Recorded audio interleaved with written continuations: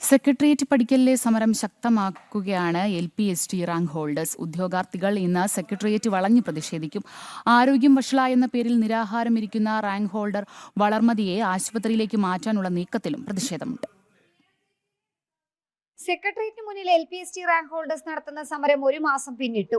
എന്നിട്ടും സർക്കാർ കണ്ണു തുറക്കാതായതോടെയാണ് സമരം ശക്തമാക്കുന്നത്. ഇന്ന് സെക്രട്ടേറിയറ്റ് വളഞ്ഞ് റാങ്ക് ഹോൾഡേഴ്സ് പ്രതിഷേധിക്കും. വിവിധ ജില്ലകളിലെ റാങ്ക് ഹോൾഡേഴ്സ് ഇന്ന് സമരത്തിന്റെ ഭാഗമാകും.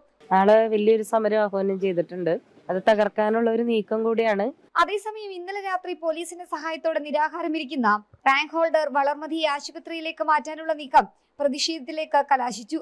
ഇതുവരെ തിരിഞ്ഞു നോക്കാത്തവർ മനഃപൂർവ്വം ആശുപത്രിയിലേക്ക് മാറ്റുന്നത് സമരം പൊളിക്കാനെന്നാണ് വിമർശനം. 4-ാമത്തെ ദിവസമാണ് ഞാനിവിടെ നിരാഹാരം കിടക്കുന്നത്. 4-ാമത്തെ ദിവസമായി.